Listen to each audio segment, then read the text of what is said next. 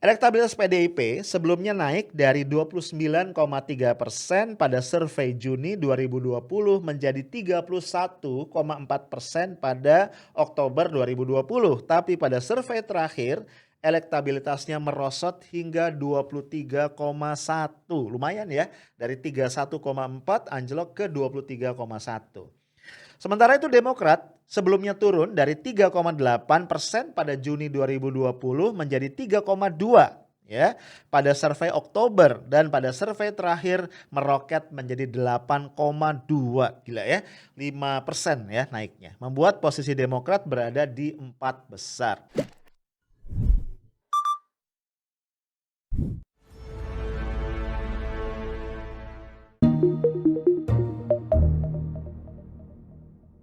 Guys, kita ketemu lagi di Afternoon Tea edisi hari Senin, 8 Februari 2021.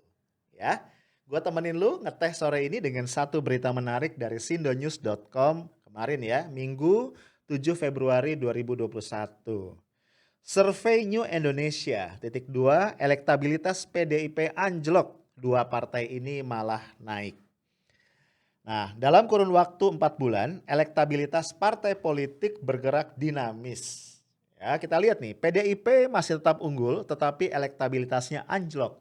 Sebaliknya Demokrat, elektabilitasnya melesat. Dan dua parpol, PKS dan PSI, mengalami kenaikan elektabilitas. Direktur Eksekutif New Indonesia Research and Consulting, Andreas Nuryono, dalam siaran persnya mengatakan begini.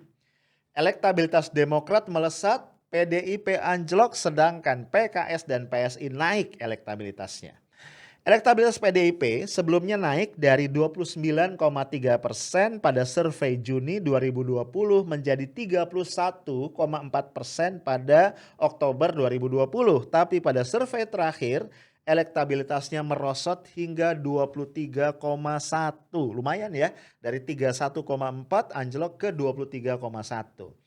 Sementara itu Demokrat sebelumnya turun dari 3,8% pada Juni 2020 menjadi 3,2 ya pada survei Oktober, dan pada survei terakhir meroket menjadi 8,2. Gila ya, 5% ya naiknya. Membuat posisi Demokrat berada di 4 besar. Nah, Andreas menjelaskan begini.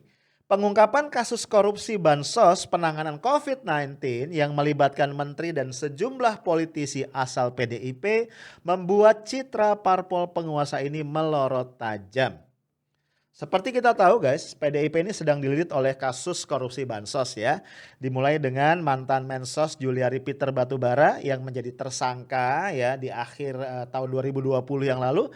Kemudian memunculkan ya istilah-istilah anak Pak Lurah, Madam Bansos, dan kemudian juga menyeret politisi PDIP Herman Heri dan Ihsan Yunus yang masih ditelusuri ya oleh KPK. Ya walaupun ya dua orang ini sampai sekarang belum ditangkap ya.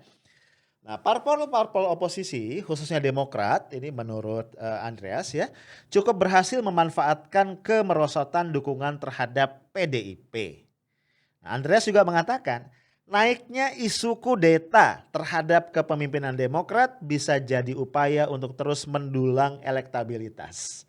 Ya, jadi ini kayaknya ada hikmah di balik derita, kira-kira gitu ya. Lo bisa lihat lagi video-video gua kemarin ya, minggu lalu banyak banget ngebahas tentang kudeta Demokrat ya. Di sisi lain, Partai Keadilan Sejahtera PKS naik dari 5,5% pada Juni menjadi 6,1 di Oktober dan 7,7 dalam survei terakhir. PSI dari 4,2 menjadi 4,6 dan terakhir 4,8. Nah, parpol-parpol lain itu cenderung stable atau bahkan ada yang turun ya. Gerindra dan Golkar misalnya ya. Gerindra itu di posisi kedua dari 12,5, 12,3, 12,6 ya, relatif stabil di 12. Golkar di tiga besar ya dari 9,7, 8,8, 9,1. Lalu PKB dari 6,8, 6,7, lalu 6,4 ya, di angka 6 masih kisarannya. Nasdem 4,1, 3,7, 3,5. Cenderung turun ya walaupun tipis. P3 dari 2,4 jadi 1,9, lalu sekarang 2,0. Masih di kisaran yang tidak terlalu jauh. PAN 1,6, 1,3, 1,0. Trennya turun terus ya. Nah, Ini Andres menjelaskan nih, yang mengejutkan Partai Umat yaitu parpol baru yang di hasil besutan Amin Rais, ini mantan foundernya PAN ya, dengan elektabilitas 1,1 atau 0,1% di atas PAN. Ini artinya berhasil menggerus basis suaranya PAN.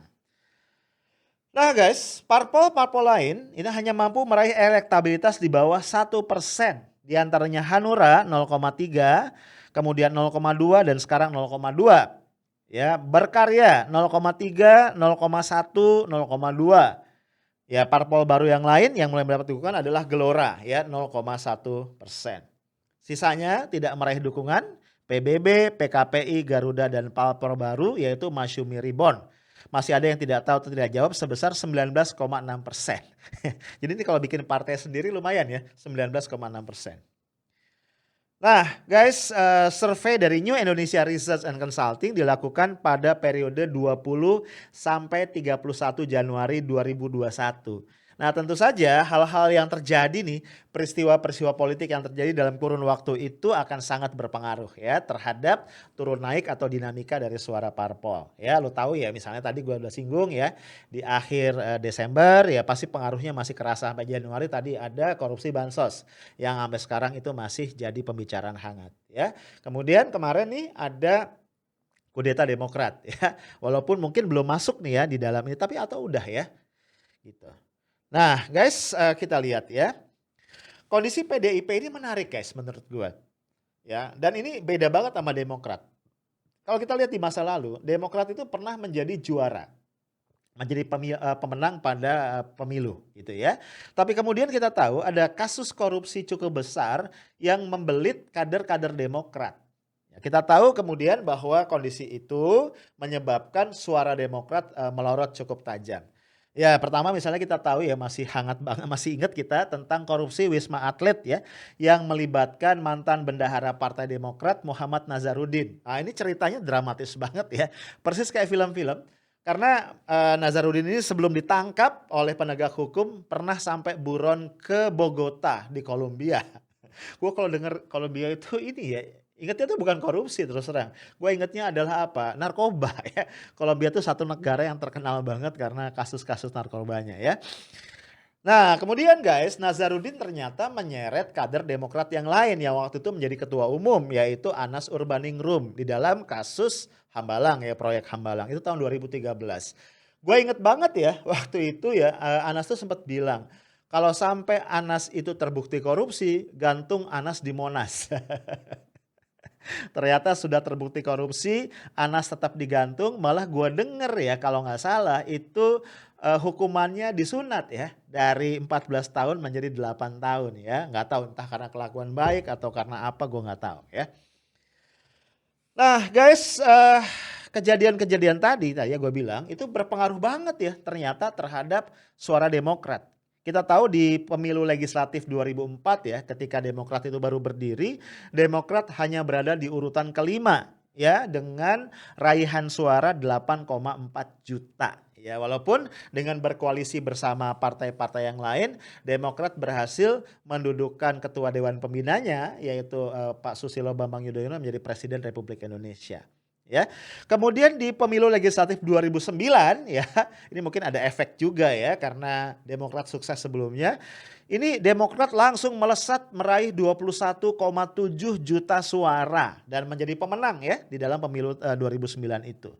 Tapi kemudian tadi 2011, 2013 ada kasus Wisma Atlet, ada kasus Hambalang, ya ini cukup merusak citra Demokrat di hadapan para pemilih. Suaranya anjlok ya tadi 21,7 ini anjlok ke 12,4 juta suara ya. Ini di peringkat keempat. Dan merosotnya ini nggak berhenti karena di pileg yang terakhir di 2019 Demokrat hanya menempati peringkat ke-7 dengan 10,8 juta suara. Nah guys, pertanyaannya adalah apakah PDIP dengan deretan kasus-kasus korupsi yang banyak, ingat ya guys, kasus korupsi PDIP ini bukan cuma yang bansos aja ya. Lu ingat ya misalnya di akhir tahun 2020 itu ada hat-trick ketika Juliari Peter Batubara ditangkap atau apa namanya ditersangkakan oleh KPK itu dalam kurun waktu 10 hari itu ada 2 kasus lainnya Ya kalau gua nggak salah wali kota Cimahi dan juga bupati dari Banggai Laut. Ya lu masih ingat mungkin ya itu hat trick within 10 days. Belum lagi yang sebelum-sebelumnya. Ada cukup banyak kepala daerah, politisi PDIP yang tersangkut kasus korupsi. Ya belum lagi kalau kita bicara bansos. Sudah ada setidaknya 2 nama politisi PDIP yang levelnya cukup tinggi, dua-duanya menjadi ketua atau menjadi pimpinan dewan ya, menjadi pimpinan komisi di dewan, itu juga sudah mulai disebut-sebut namanya, terseret-seret diperiksa. Nah, kita nggak tahu nih, apakah dengan kondisi seperti ini PDIP masih akan berjaya. Tapi kalau kita lihat sampai saat ini ya, walaupun suaranya anjlok, ternyata tetap masih yang tertinggi. Dan gapnya, jaraknya dengan partai yang nomor 2, nomor 3 dan seterusnya itu masih cukup jauh. Nah, gue just curious aja ya, apakah ini tanda bahwa sensitivitas masyarakat kita terhadap kasus-kasus korupsi itu semakin berkurang? Ya, apakah masyarakat kita semakin apatis atau juga bahkan tidak menganggap lagi bahwa korupsi adalah sesuatu aib yang memalukan? Ya karena tadi gue bandingin, di masa lalu ya, korupsi itu memporak-porandakan citranya Demokrat sedemikian rupa. Tapi kenapa hari ini ya kasus-kasus korupsi yang berderet dilakukan oleh kader-kader PDIP ternyata ya berpengaruh sih, tapi tetap PDIP masih juara. Ya, jadi guys ini mungkin perenungan buat kita ya, buat kita sebagai bangsa, kita sebagai pemilih ya, kita sebagai rakyat. Karena terus terang guys ya kita punya satu kredo yang ini gua rasa benar banget ya. Setiap masyarakat ya, itu akan mendapatkan pemimpin yang pantas bagi mereka. Kalau kita adalah masyarakat yang tidak peka atau tidak peduli lagi terhadap korupsi, jangan salahkan kita, jangan salahkan siapa-siapa.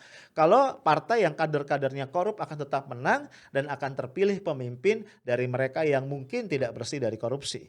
Tapi kalau kita tetap mengatakan dengan tegas no terhadap korupsi dan kita concern pada upaya-upaya pemberantasan korupsi, mudah-mudahan partai yang terbukti kader-kadernya banyak korupsi tidak akan lagi bisa menjadi juara dan itu bisa kemudian kita memastikan bahwa pemimpin-pemimpin yang akan datang lebih bagus ya, setidaknya tidak lagi tersangkut pada kasus-kasus yang serupa. Oh ya guys, gua mau ngingetin ya, di change.org itu ada petisi hukum mati Juliari koruptor dana bansos COVID-19. Gue berharap lu bersedia untuk join berpartisipasi dengan menandatangani petisinya. Linknya gue tinggalin di kolom komentar. Ya, stay tough, smart, and professional. Assalamualaikum warahmatullahi wabarakatuh.